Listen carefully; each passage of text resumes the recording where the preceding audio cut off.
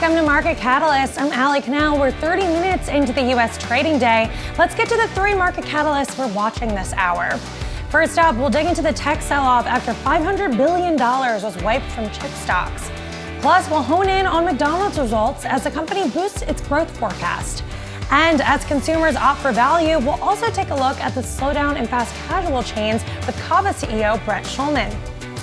But first, let's take a look at the major averages because we are seeing a rebound across the board. You're seeing the Dow up just around 90 points. The NASDAQ composite, a significant rebound compared to what we saw yesterday, up 0.5%. The S&P also up just around 0.3%. If we take a look over the past 2 days, we are still down about 1.5% after we saw that sell-off wipe roughly $500 billion from those chip stocks. If we take a look under the hood of the NASDAQ 100, you're going to see a mixed picture for today. You're seeing a rebound in names like Alphabet, Meta, Broadcom. But again, over the past 2 days, you're going to see a lot of those names in the red. NVIDIA falling 3%.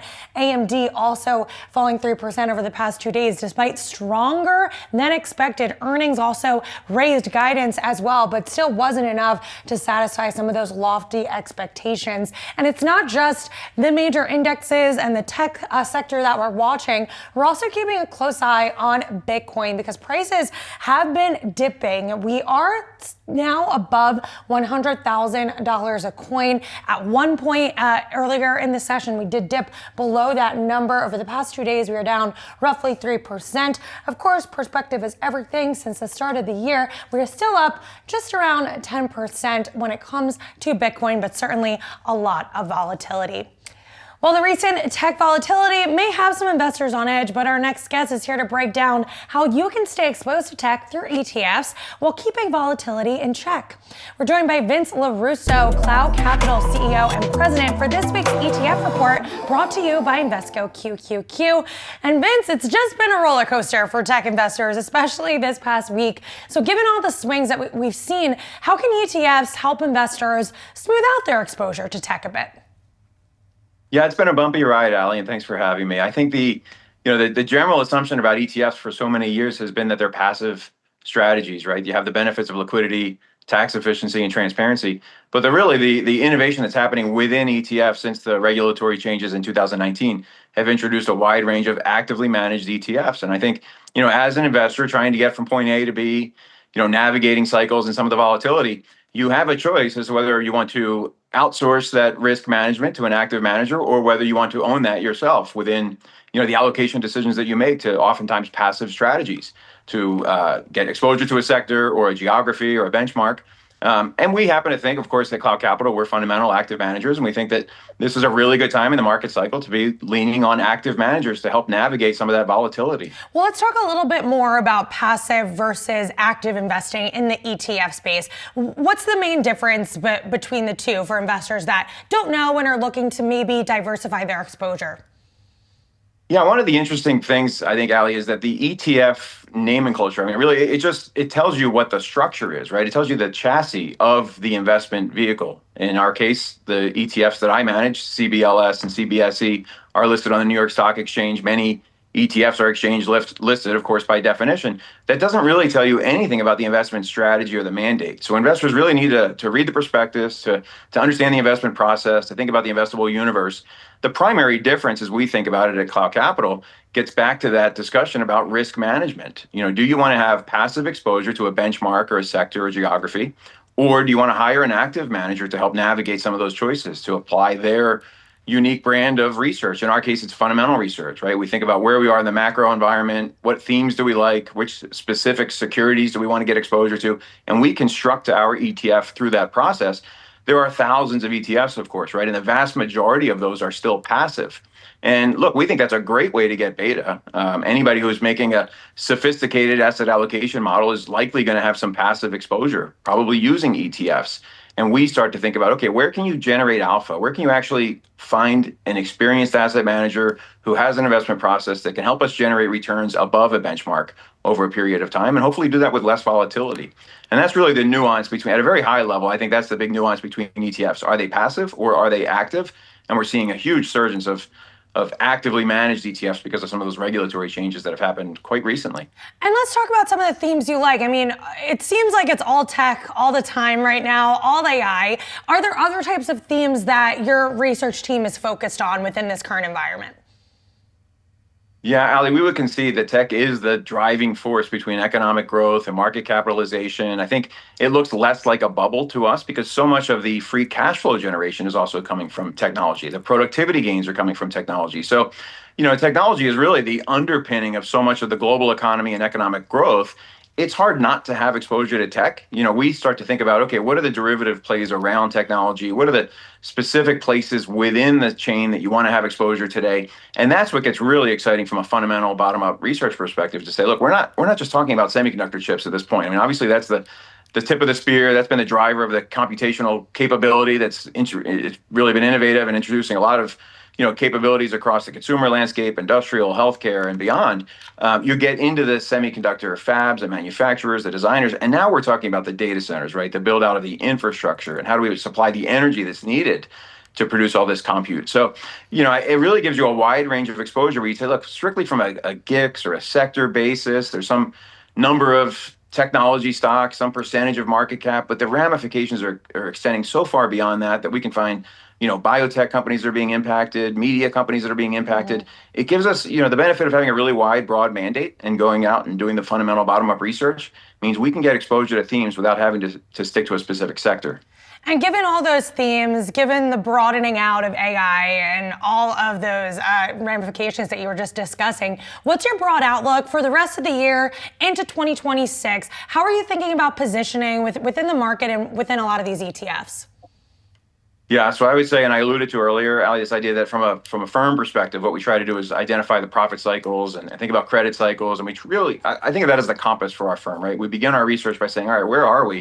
And I think that's the nature of your question. Where are we in the economic cycle? And where are we in the stock market, evolution? And we land quite bullish for technological innovation being one of those reasons, but also demographics, right? We have a number of the baby boomer generation, they're moving into retirement. We think that's a deflationary pressure. We think they're going to be passing on the housing stock that they've created over the decades to the next generation. So, when you look at what's happening with interest rates, frankly, not a lot of appetite there for credit spreads and bonds. We think equities are a great place for investors to be. So we start out saying we're really bullish. I think if we move to that next phase of our process to say thematically, what do we like? It's technology. It's the infrastructure to build out some of the data centers. It's some of the media and biotech companies that are positioned to benefit. We like natural gas names. So it's a pretty eclectic group. If you look at cloudetfs.com, we list all of our holdings. And what I tend to see for folks is the feedback tends to be, look, maybe a third of these names are household names, well-known. Maybe a couple of, the hyperscalers are in there. And then maybe a third are less well-known. And then a third are kind of just, off the grid a little bit. They're small or mid-cap stocks that we've identified and we like. So thematically, it's a pretty broad group. It centers around technology. And then the idiosyncratic. I mean, that's really for us where kind of the rubber hits the road, right? We do the bottom-up research, we meet with management teams, and we construct that portfolio of the highest conviction ideas. All right, Vince, a lot to look forward to in the year ahead. Thank you so much. Thank you. Well, Cava is seeing weaker demand from younger consumers. CEO Brett Schulman joins us next with more on the company's third quarter results. Stay tuned. You're watching Market Catalysts.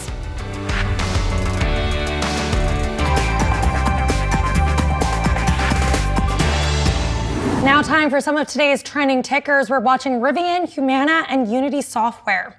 First up, Rivian. The company topped third quarter estimates helped by cost cutting and recent staff reductions. The pure play EV maker also got a boost from consumers rushing to buy electric vehicles ahead of expiring federal incentives. Rivian is now gearing up to launch its new midsize SUV next year, but despite the better than expected results, the company kept its full year loss outlook unchanged, citing trade tensions and the loss of EV tax credits as ongoing headwinds. Next up, Humana. The company reporting better than expected adjusted profit for the third quarter, but shares are still under pressure after Humana warned that medical costs are running higher than expected. The results underscore growing concerns about rising healthcare expenses, which have pushed insurers like Humana to restructure their plans or drop less profitable options in recent years. Finally, Unity Software. Shares are jumping after the video game software maker reported better than expected third quarter results. The company's fourth quarter revenue forecast also topped expectations. Later today, Yahoo Finance will be sitting down with Unity Software CEO Matt Bromberg for an exclusive interview. Stay tuned. And you can scan the QR code below to track the best and worst performing stocks with Yahoo Finance's trending tickers page. Cava cutting its full-year sales growth forecast as it sees weaker demand from younger consumers.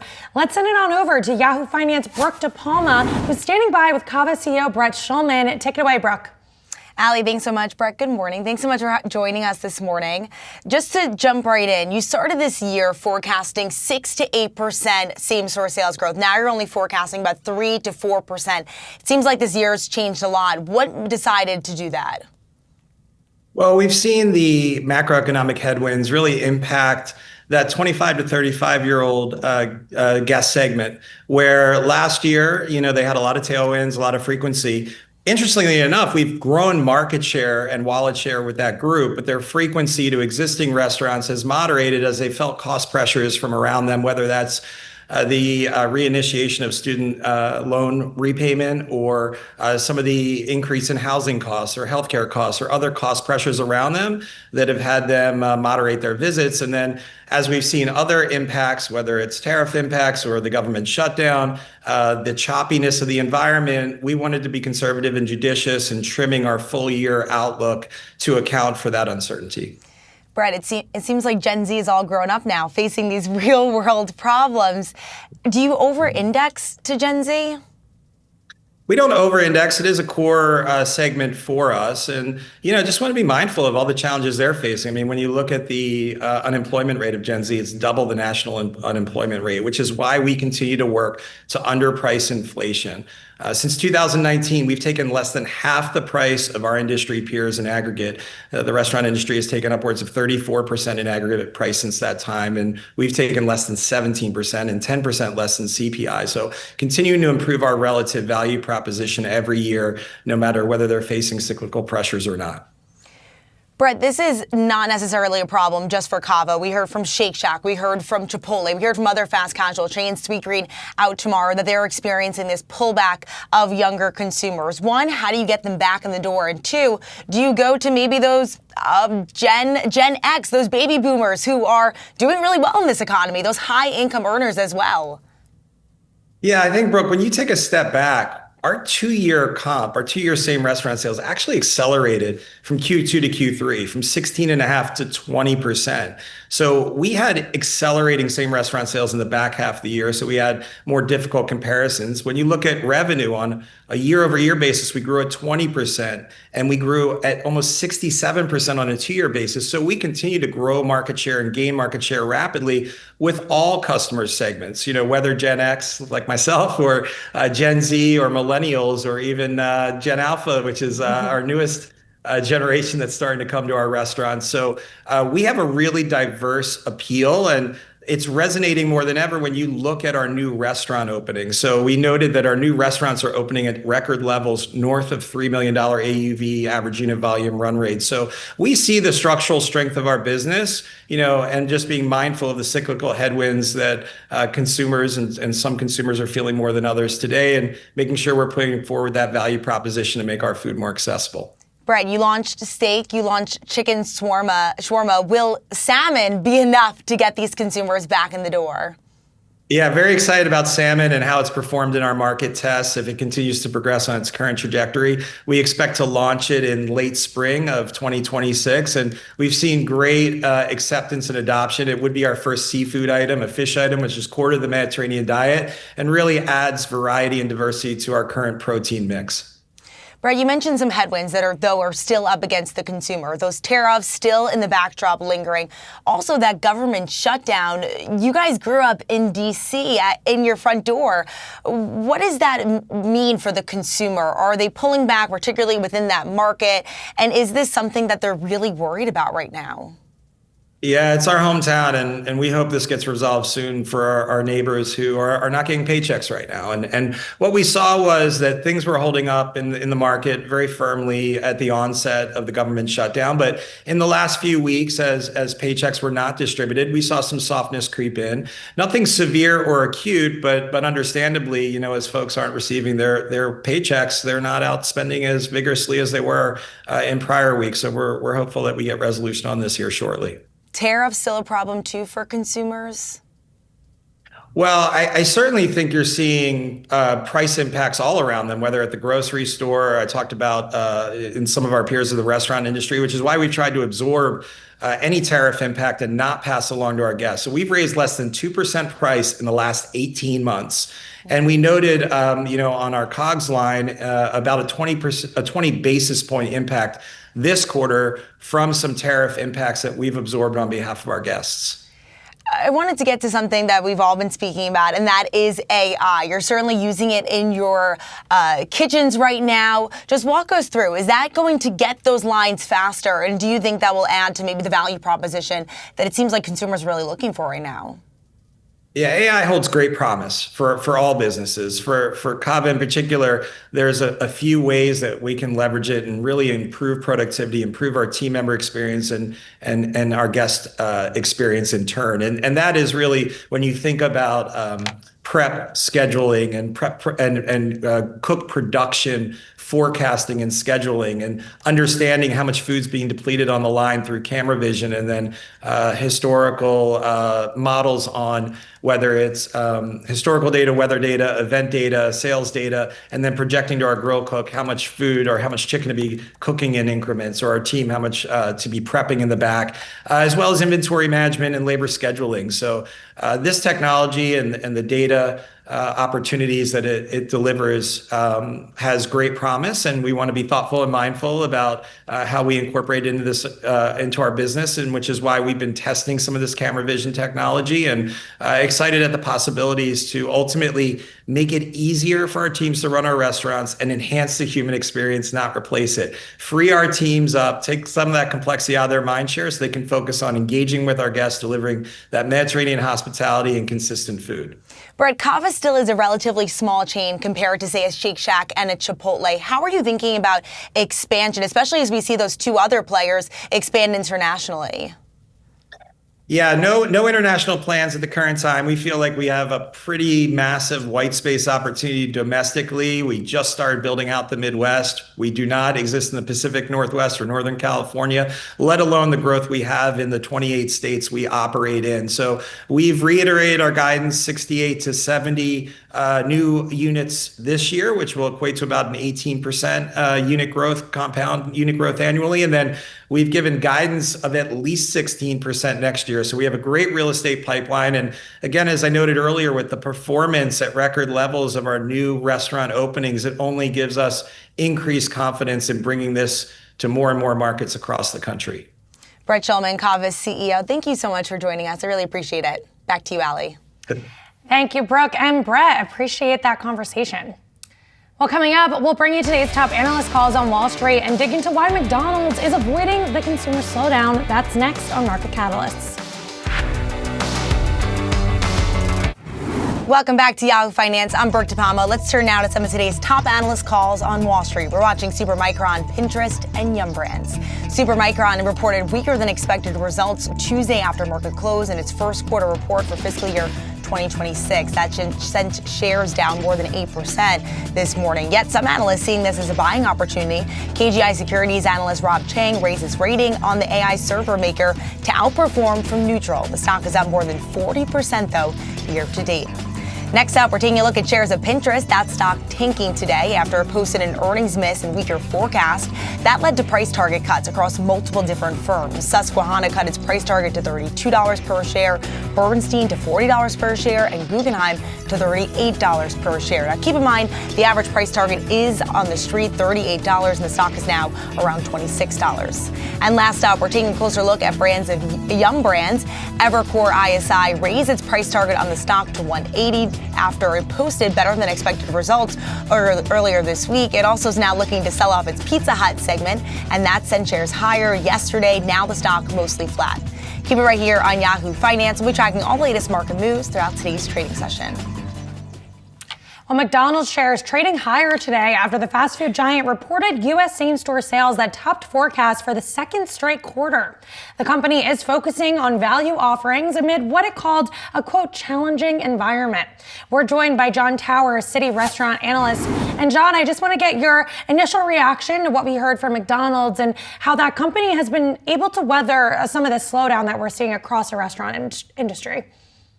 Hey, Allie, good morning. Yeah, they've done a nice job of really pulsing incremental value starting in this fourth quarter. They've been pretty consistent about, keeping value in place over the past 12 plus months while pushing, say, the $5 meal deal starting in the summer of 2024, and then layering in the McValue platform really starting in January of this past year.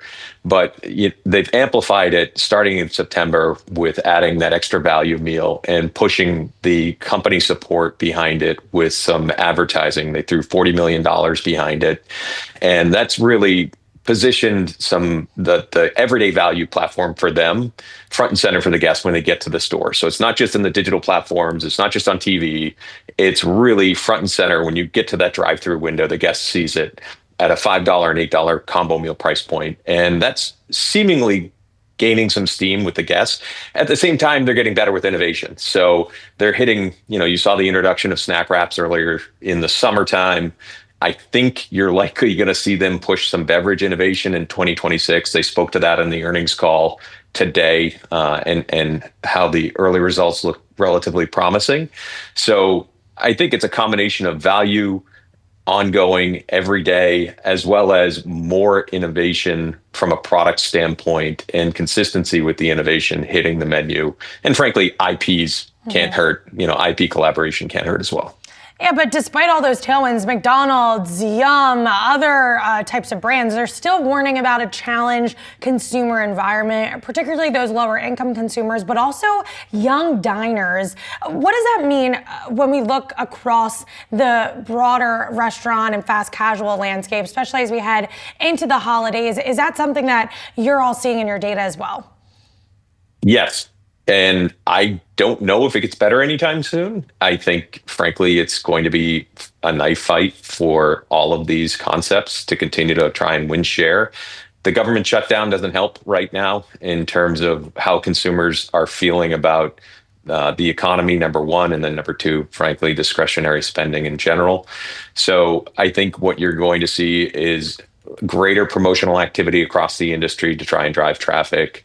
I would not be surprised if we saw greater consolidation across the industry as we end up seeing more and more of these brands and franchisees and corporates feel pressure on their P&Ls.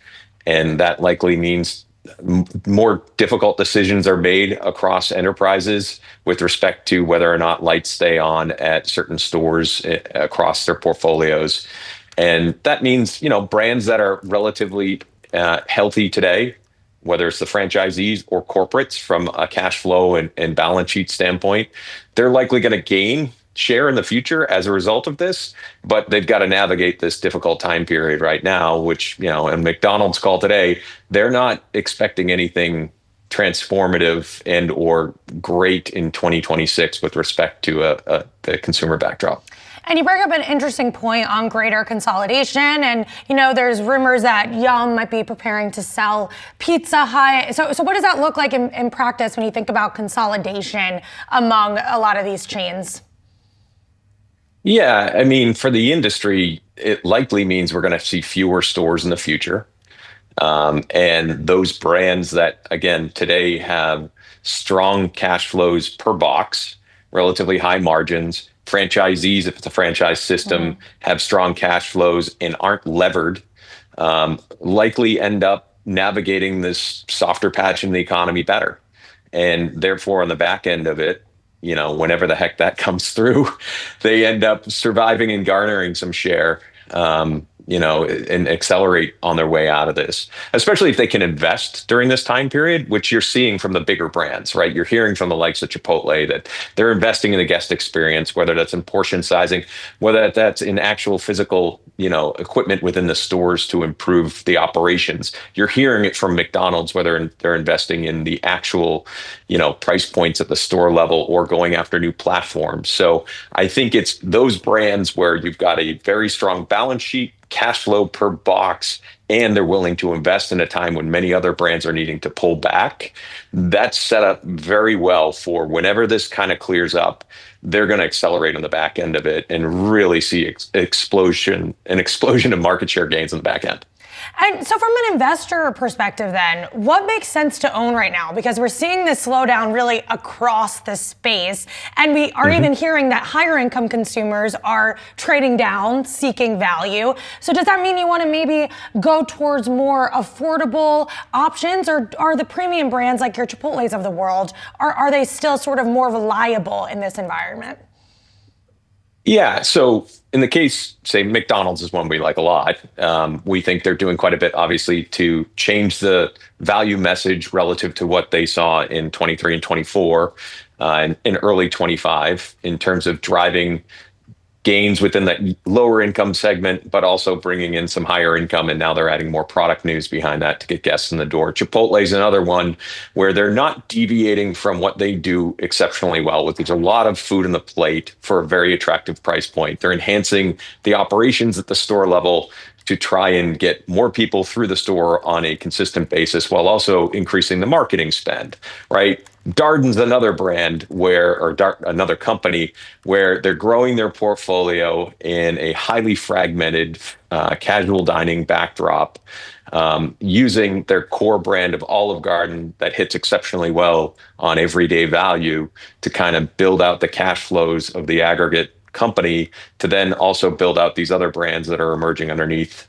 We like those three names. I like a smaller cap name too, First Watch, that seems to be doing exceptionally well in terms of hitting kind of that higher income guest, but really winning in that daytime dining period where a lot of other brands are struggling right now. So in terms of how investors should position themselves, it's you want companies that have exceptionally strong balance sheets, cash visibility into cash flows and cash flow growth, and can grow their business no matter the backdrop with respect to top line and EBITDA. So that means through new store growth, some same store sales growth, and can kind of withstand whatever the heck's going on in the economy right now if that persists through 2026.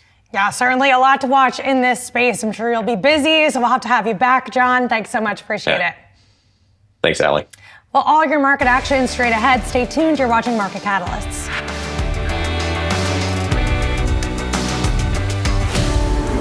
Well, the government reports $195 billion in revenue has been collected through tariffs this year through September. The Supreme Court is hearing arguments today that could determine the future of those tariffs, which have hit small businesses particularly hard. Our own Elizabeth Gore, the Big Idea podcast host and Hello Alice co-founder and president, has been speaking with small business owners, and she joins me now to discuss. So, Elizabeth, you've been on the ground, right? You consistently talk to these owners. I guess, what's at stake for them when it comes to the potential ruling of this case? Yeah, howdy. This is really important. As we speak, the Solicitor General is defending Trump's ability to use the IEEPA on tariffs. And you've got 6 small business owners being represented by Milbank and Neil Katyal saying that they cannot go through with this because of the significant increase in their own prices. As we talk to small business owners, they could prepare for even 10% tariffs, but they're going up in some places as much as 100%. We had veteran-owned Busy Baby here on the show, and they said that they just got contracts with Target and Walmart. They're veteran-owned, but the tariffs have put them to a point where they can't do business. Brooklyn Tea, a New York favorite just down the street, same thing. They can't sustain these. So these companies that are being represented in the Supreme Court right now it's a fishing tackle company. It is a wine importer. It is a pipe fitter. It is a toy company. These are American companies that say they can't sustain. I think what's really interesting here is that of the $195 billion that is brought in, half of those tariffs were brought in under this ability for Trump to say he can use the IEEPA. Now, what will the markets do with this? Big companies have the ability sometimes to sustain this, but small businesses don't. And so consumers will stop buying when those prices are passed down. So this argument today matters everywhere on Main Street. And throughout this earnings season, we've been hearing from a lot of companies that they've been able to absorb a lot of these tariffs. But as you were just saying, there is that breaking point where if tariffs start to be passed on more aggressively to the consumer is not going to buy. So you're talking to companies that on a scale compared to some of these bigger firms that are a lot smaller. How are they dealing with absorbing these costs versus passing that on to consumers and buyers? Well, they're not. I mean, 99% of businesses are small in this country. They're the majority employer, so they're having to raise prices for the everyday consumer. Look at local grocery stores, your local coffee shop, your dry cleaners. Of these 6 companies being represented today by Katyal and Milbank, they import from 27 different companies, and they really vary from a coffee shop to pipes. These are not huge companies. They absolutely cannot absorb these costs over time. So we really need to understand if this is going to go through and what kind of power the president has. The argument today is not the validity of tariffs. It is if the president has the power to impose those, because normally those go through a congressional process where leaders are representing the small businesses in their own districts to make this decision. And if this ruling is upheld, I mean, what does that mean for small businesses that are already dealing with this? Are we going to see a lot more closures and bankruptcies? Yeah, I mean, we're still coming out of COVID. We're still coming out of capital being very expensive. So small business owners, this is going to be really tough. I mean, I encourage both state and federal governments to look at, can we do increase in small business grants? Can we do a bridge loans through the SBA for these businesses? Because they won't be able to absorb these costs. We're going into holiday shopping. It's the largest time for receipts for small businesses and into 2026 plannings. They're going to need bridge capital if these tariffs continue. All right, Elizabeth Gore, we will be following this closely. Thank you so much. Appreciate it. Thank you. Well, all your market action straight ahead. Stay tuned. You're watching Market Catalysts.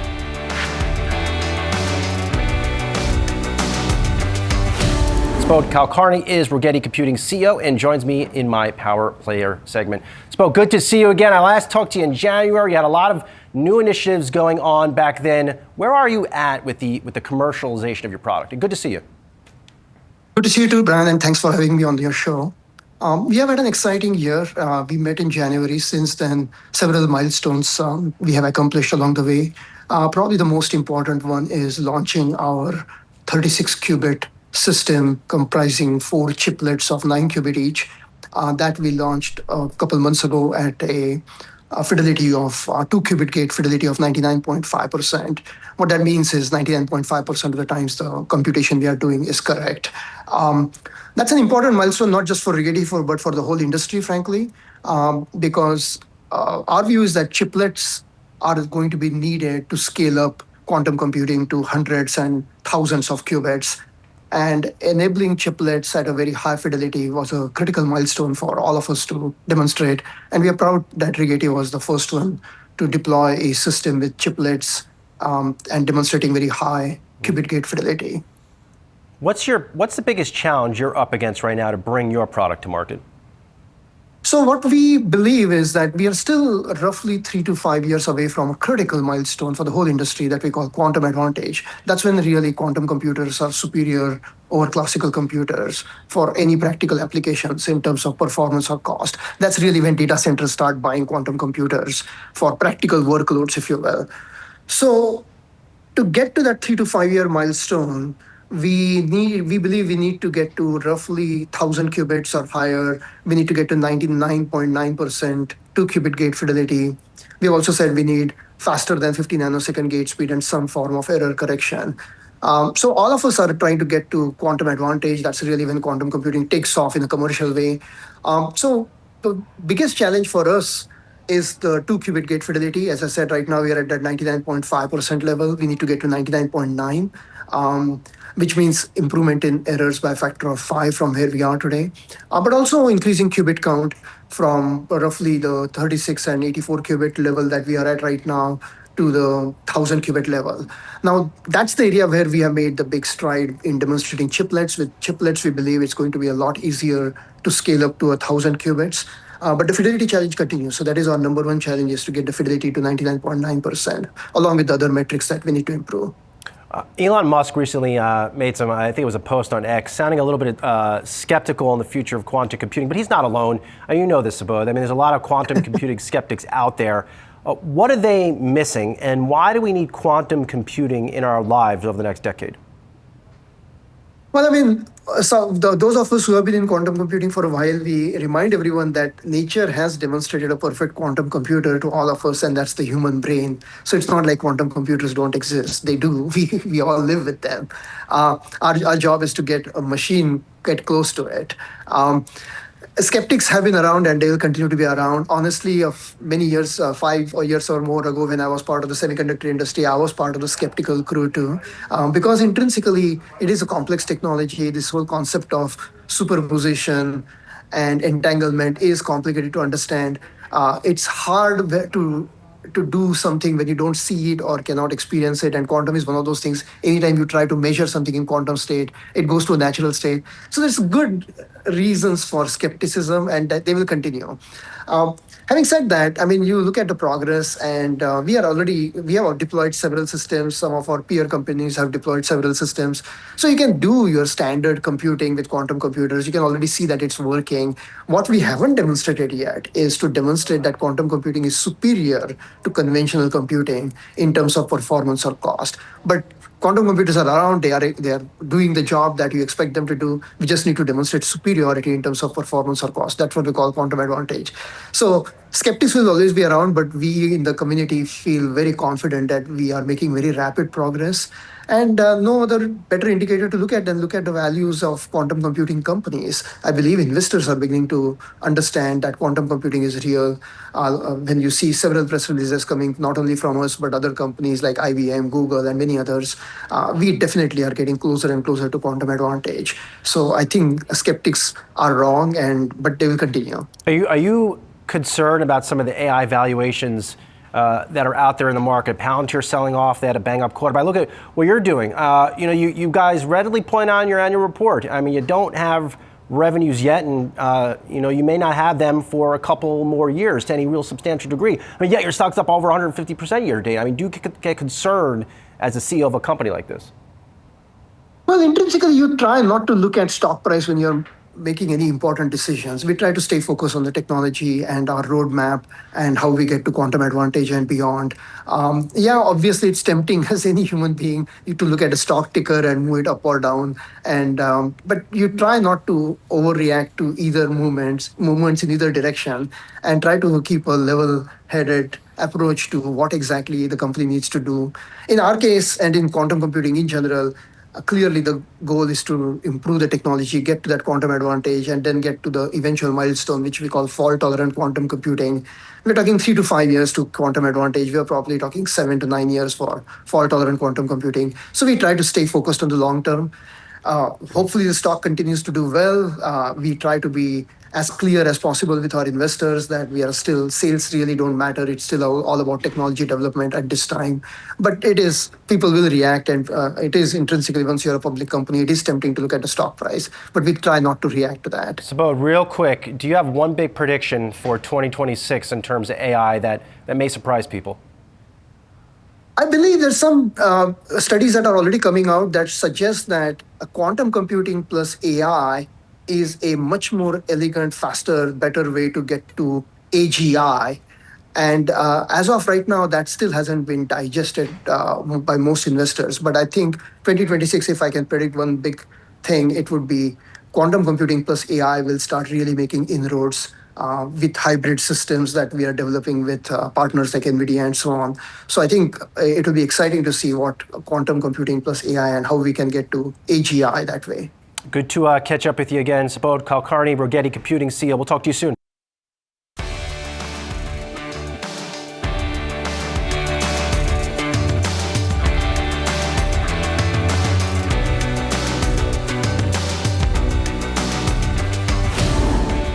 Into the start of U.S. trading. I'm Allie Canal. Let's get a check of the markets. We are seeing modest gains across the board as stocks look to recover from the sell-off that we saw in Tuesday's session. The Dow is up roughly 0.7%. The S&P 500 also climbing a bit higher there, and then the Nasdaq up 0.7%. And I misspoke. The Dow pretty much trading flat at this point, just up around 40 basis points. So we'll continue to track where markets move from here as we work to come off the lows of that sell-off. But the Federal Reserve did cut interest rates by 1/4 point in October. Members of the FOMC were largely in agreement. But as Fed Chair Jerome Powell pointed out, there are, quote, strongly differing views about how to proceed. Fed Governor Stephen Miron dissented, arguing in favor of a 1/2 point cut. I want to send it over to our own Fed correspondent, Jennifer Schomburger, and she is with Fed Governor Stephen Miron in Washington, D.C.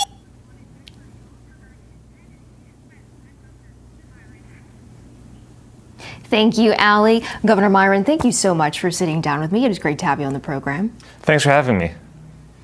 We've gotten a new reading this morning on private sector job growth, and we're seeing that job growth swung positive in October to 42,000 from negative 29,000. A lot of that job growth coming from larger companies as opposed to mid-sized and smaller companies. How are you looking at this report? And given that we don't have official government data, how is it informing your outlook for the labor market? Sure. So, we always have to be cautious about reading too much into any one report, and that's going to be even more the case when we have a government shutdown, that we're not getting the data that we need to make monetary policy. Now, we are getting alternative data from a variety of sources, like the data that we got this morning from ADP, which is a welcome surprise that it came in a little bit better than expected. But in the context of the overall picture of the job market, it seems like the pre-existing trends that were in place before the government shutdown in the labor market seem to be continuing, at a similar rate. You continue to see, modest potential overall job creation. You continue to see moderation in wages, and you continue to see indications that labor demand may not be as strong as we'd like it to be from a cyclical perspective. All of that, to me, is an indication that that rates could be a little bit lower than where they are now. How much of this that's driving the job market right now is structural versus cyclical? We know there have been major policy changes that have come from the administration, which take time to work through the economy. What's your sense of that? And do you have the tools, if it is structural, to deal with that? Yeah, so a lot of the changes to the number of job creation, to the levels of job creation that would occur as a result of policy changes like immigration are what we as economists would call output gap neutral, right? Economically, the role of monetary policy is to balance supply and demand in the economy, and to make sure that you don't have demand so far outstripping supply that you get, upward spikes in inflation, or that demand isn't cratering relative to supply so that you get downward spikes of deflation of the type that you have in a depression-like environment. And so the goal of monetary policy is really to balance supply and demand. Now, if you have changes in, let's say, population growth because you either have a policy of large-scale mass immigration or you have a policy of closed borders and net zero migration, that's going to be what we would think of as typically, in my opinion, output gap neutral. And the reason that's the case is that when you have an additional person in the economy, they're generally consuming as well. They're working and they're consuming. And so from an output gap perspective, it's not clear that there's a very big role for monetary policy to play, because it's not the case that supply or demand are moving by very different amounts. They could be moving by very similar amounts. And so some of the low levels of growth are a result of changing border policy. If you have an economy in which you're throwing in large numbers of new migrants, of course, the overall job number will be flattered by that. And if you stop that, the overall job number will reflect stopping that. But that's not necessarily something that monetary policy responds to automatically. And sort of building on that, the president has gotten many companies to invest billions of dollars in this country. We're going to be seeing investments in technology, in AI, in factories at the same time. The tax bill has been made law. We've got 100% expensing on PP&E and factories. How much job growth could we see from that? And what is the timeline on that? Is that a 2026 story? And again, kind of going back to those longer term structural versus cyclical trends, how are you viewing that as it relates to the labor market and setting policy? Yeah, so look, I do believe that the supply side of the economy matters, right? I don't exclusively look at either just the supply side or the demand side. I think that they both matter. And as I said a moment ago, the role of monetary policy is to balance them. And I think that there's a whole slate of expansion policies on the supply side that drive out the productive capacity of the economy. You mentioned some of them, things like the full expensing provisions from the tax bill that was passed over the summer. There's now a huge tax incentive to invest in new factory equipment or to invest in factory structures. I do expect that to result in some additional investment demand. That additional investment demand pushes demand up higher in the short run, and a little bit longer run, it pushes the supply side of the economy out because you can produce more because you have more capital. And that's all stuff that matters when you think about the outlook and when you think about where monetary policy should be. But there's other elements that are pushing out the supply side too, and think about regulations. Regulations really shape the structure of the economy because they decide whether you can produce or not and what you can produce or not. So the industries that you have in the country, how big the industries are and where they're located, can all be a function of the regulatory environment. And as you change those, you can change the supply side of the economy too. And pushing out the supply side of the economy in those ways, and sometimes it'll take demand with it. For instance, and when you the full expensing, right, will create investment demand. But in other things like regulations, it's not as clear to me that it pushes out the demand side as well, and it actually expands those output gaps that I mentioned a moment ago that monetary policy should respond to. So I think there's a variety of policies that are affecting the economy. They affect the short run, they affect the long run, they affect both of them, and they affect the supply side and the demand side. And it's really important to be thinking about the ways in which those are happening and trying to disentangle them and how monetary policy should respond to that. And we typically think about monetary policy as responding to three things. It responds to the output gap that we talked about. It responds to the outlook for inflation, which can also be affected by these policies, and it responds to changes in the so-called neutral rate. That's the level of monetary policy that's neither restrictive nor accommodative. And so you'd want to be looking at all of these policies and trying to say, okay, what's it doing to each of those three things? Switching gears, the Supreme Court is hearing oral arguments this morning about whether President Trump had the authority to issue tariffs under emergency economic powers. Under those powers, we've seen many trade deals cemented. The U.S. has pulled in nearly $200 billion in tariff revenue as of September 30th, 2025. If the High Court were to rule that issuing tariffs under those authorities were illegal, and I fully recognize that the administration is working on contingency plans, but what would that mean for the impact on the economy? Would that increase uncertainty, pressuring growth and hiring? Yeah, so absolutely, something that would affect uncertainty would something that would increase uncertainty over the tariff environment, over the trade environment, is absolutely something that could be a drag on the economy, and that might come as a result of the deliberations you referenced. That type of drag on the economy normally would, all else equal, depending on how the Fed is doing on hitting its two mandates of price stability and maximum employment, but all else equal, in addition of uncertainty from something like that, is something that you would think of us as normally offsetting with moderately looser interest rates. And there's been other sources introducing trade uncertainty in the recent past too. We recently just had another little trade confrontation with China that resolved favorably for the short run, but we'll have to see sort of the durability of something like that as well. But also, the revenues that the revenues that you mentioned matter because the amount of savings in the economy sort of ties back to monetary policy for thinking about where we set interest rates. And if you have an increase in national savings, it normally is the type of thing that would lead to lower interest rates, along lines that I discussed in a recent speech of mine that I gave a little bit over a month ago. And if that revenue were to go away, then you would sort of naturally think that would have implications for interest rates that would be of importance to monetary policy. You dissented for the second policy meeting in a row last week, preferring to having cut by 50 basis points instead of 25 basis points. You said you don't think that tariffs are leading to higher inflation, and you'd like to get to a level of neutral on the Fed funds rate faster than your colleagues so as not to do undue harm to the job market. Yeah. Are the economy and the labor market at risk given the pace with which the Federal Reserve is proceeding at this point? So, look, if you look at the summary of economic projections, I think that that most of my forecasts are not really, or most of my projections for where the economy and inflation will go and the appropriate policy that would reflect those, are not that different from, I think, where a lot of the rest of the committee is.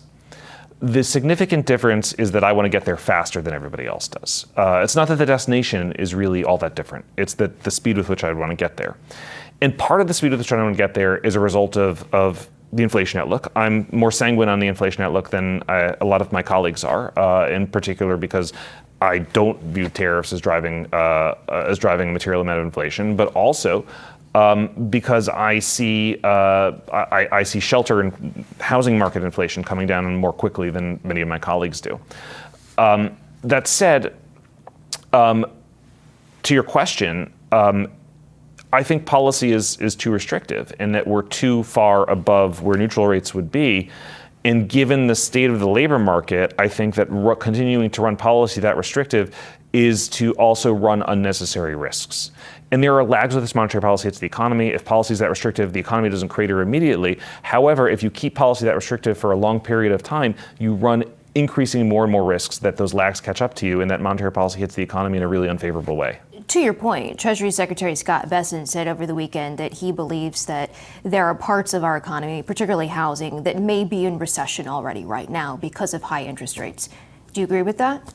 Well, I think there's always going to be parts of the economy that are relatively stronger or relatively weaker. That's always going to be the case. But, we were tasked by the Congress with targeting maximum employment and stable prices in the economy as a whole. And so it's not really appropriate for us to sort of respond to a particular sector of the economy that may be in more or less distress than other sectors. We want to think about the economy as a whole. And I'll go back to what I said before. If we keep rates this restrictive for a long period of time, you increase the risk that the restrictive rates themselves, that is that monetary policy itself, is what causes a downturn in the labor market of exactly the type that we were tasked by the Congress with avoiding. Chair Powell said that a December rate cut is not a foregone conclusion. In fact, far from it. And he stressed that there's a lot of division on the committee right now as it relates to risks as they view inflation and the job market.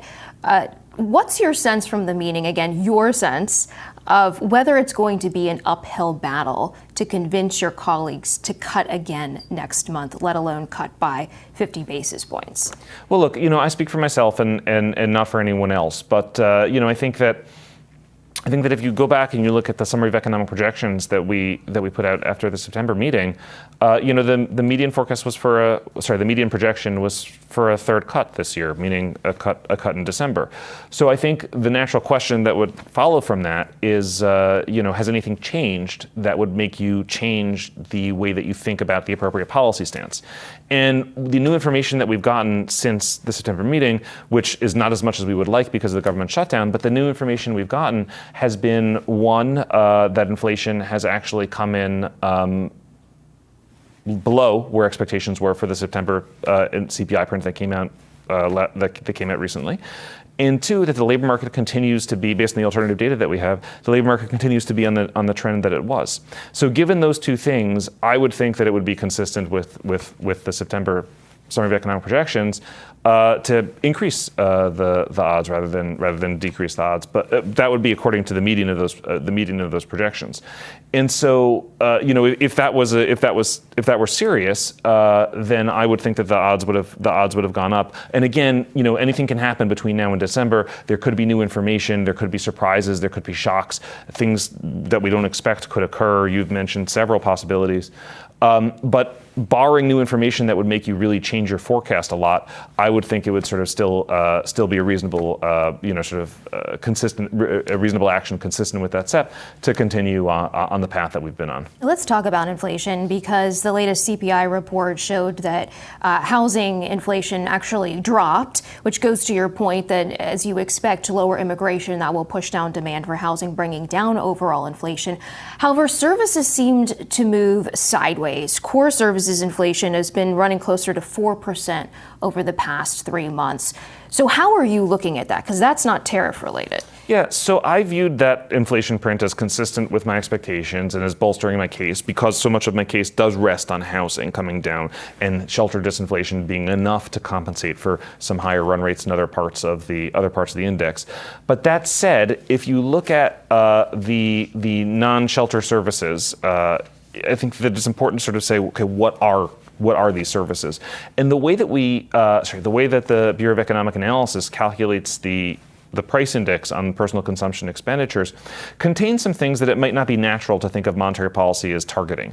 And so we spoke before about how monetary policy balances supply and demand. And there are what we call imputed services in that PCE index. Things like financial services, like portfolio management fees. And the way that gets recorded in the data that the BEA constructs are that if the stock market moves higher, then portfolio managers, asset managers, so forth, they're collecting more fees on the assets they're managing because the value of the assets has gone up. That gets recorded as a price increase in the inflation data, even though you might think of it as more of a quantity increase. They're managing more assets, so therefore, they have a constant management fee. The volume of the assets moves up, and so the overall fee comes up because there's a higher base, but the management fee itself didn't really change. And yet that gets recorded as a price increase in the inflation data because of quirks of the statistical process. But it doesn't strike me that implies a supply-demand imbalance of the type that monetary policy should respond to. Monetary policy shouldn't mechanically respond to an increase in the stock market that could be driven by any number of things. It could be driven by a new technology, like AI. It could be driven by a government policy like removing regulations. It could be driven by any number of possible things that monetary policy might or might not want to respond to, but it shouldn't want to respond to it because of the stock market. Once you remove some of those imputed services like that, and you look at more of a market-based core services or market-based core PCE inflation, it's much closer to 2%. It's like 2.3, 2.4, depending how you slice it. Before I let you go, Governor Myron, is there a line in the sand on inflation, whether it's CPI, PCE, inflationary environment, that would change the trajectory of getting to the rate of neutral that you see at 2.5%? Or is it that you're saying we should get to 2.5% as fast as possible, and if inflation is not coming down, then we adjust upwards? Yeah, so as I've said in the past, shelter inflation is such an important part of my outlook for a couple of reasons. One, it's the biggest weight in the indices. Two, it's the biggest weight because it's the largest expense for most people is going to be their rent or their mortgage or whatever. And so, that goes into how people think about the cost of living and how people set their inflation expectations. The cost of housing is really important for people thinking about the cost of living. And my expectations for shelter inflation are extremely benign because market rents have been running at about 1% on a weighted average basis for several years now. And so it's only a matter of time until the official data converge down to the market data. And I think that process is underway, and the recent inflation print, I think, bolstered that view. Now, my view is that the shelter disinflation is enough to compensate for some higher inflation in other segments of the index. If something were to change that made me change my view of shelter disinflation to say, hey, there's a housing shortage again. Rents are moving much higher. The rent, there's going to be a huge increase in rents from where they are now. Rents have been relatively constant, running at a low 1% rate, and that low 1% rate is going to turn into 2, 3, 4%. Then my entire forecast needs to be updated as a result. And if my entire forecast needs to be updated as a result, then I need to change my policy outlook as well. So for me, a lot of my outlook is hinging on this. And if there were some piece of news or data that made me revise that, then I would make that revision, and I think that would sort of flow through my entire outlook into the policy projections as well. Governor Myron, we'll have to leave the conversation there, but thank you so much for your insights. So appreciate it. Hope you'll come back and see us soon. Of course. Thanks for having me. That's Federal Reserve Governor Stephen Myron. Stay with us here on Yahoo Finance. More after this. What we're seeing on Palantir, how concerned are you about it? Listen, I'm not necessarily concerned because we've been talking about this for a while. Valuations have been stretched, and the longer the market kept going up, then the more stretched they became. Everyone's been talking about it. We all know it. This shouldn't really be a surprise. I'm just a little bit surprised that Palantir completely crushed it on every metric, and the first reaction was to sell it, right? As they now bring up all these, well, suddenly it's overvalued, and suddenly we have to take a break, and maybe it can't live up to the expectations and all that stuff. It's all, to me, it's all noise. While I think a pullback is healthy, I don't think this is the beginning of the end at all. I think the AI story and the Palantir story and, NVIDIA and the rest of them is very much alive and well. And on any pullback, I would view it as an opportunity. So you're looking at this Palantir pullback, Kenny, as an opportunity. Look, it makes sense. This company is crushing it. And let's put even trying to compare it to what the growth rates NVIDIA is seeing, I don't see a lot of companies putting out these Palantir-type results. I mean, blew it out of the water fundamentally, blew it out of the water in terms of guidance. I like the conference call. I like Alex Karp. I mean, I like how fired up he is. I dig it all. Yeah, on every metric, they blew it out of the water. But I just think that the market is finally sitting there scratching its head because, look, Brian, you've seen the divergence between the S&P and the equal weight S&P over the last couple of weeks where the S&P keeps getting dragged higher by tech, but the equal weight S&P now is suddenly starting to churn and move a little bit lower. So nobody should be surprised that we're suddenly seeing kind of the market take a breath again, which I think is very, very helpful. But on a day like today, I'm not necessarily going to jump into Palantir yet, because when you get news like this and a reaction like this, I always tend to let it settle down probably 2 days. I'm going to watch the action and see what happens, but I'm probably going to watch it for a couple of days because that's typically how my mind works. I let the news come out, I let the market digest it, and then I jump in. Inez, I'll tell you how my day started real quick. I wake up very early this morning, had a cup of coffee, I go to our platform, and I see Wall Street CEOs warning about a 10% or more pullback in stocks. I always hate when these Wall Street CEOs come out and say, hey, it's healthy if stocks pull back. Well, no, maybe not, because you're losing money. No, but certainly, look, Wall Street has been talking about the potential of a bubble. This is what has been talked about over the last month, really, as you see these valuations going higher and higher. And you've had even strong reports like Palantir's report, for example, and you're still seeing a pullback in the stock. Uber as well had a strong report, but you're still seeing a pullback. So perhaps this is one of those sort of pause moments. We'll see if this follows through or if investors come in and buy the dip. Inez, what, you're telling me that Palantir valued at about 213 times forward earnings? I mean, that's not cheap, right? That's not a cheap multiple. It's not cheap, but I mean, if you take a look at their commercial business, it was up 121% year over year. I mean, in every segment, they just sort of blew it out of the water. And what's really interesting about the stock is that it's so supported by retail investors. More than like 45% of the stock from retail investors. And Alex Karp also talks to the retail investor, so to speak. I mean, even when he says he loves to turn on the TV and look at analysts saying why another company is better than his, it's because they didn't make money off of it. So certainly, look, this stock has had a massive run. It was up 175% year to date before the earnings release came out. And so perhaps this is some profit taking.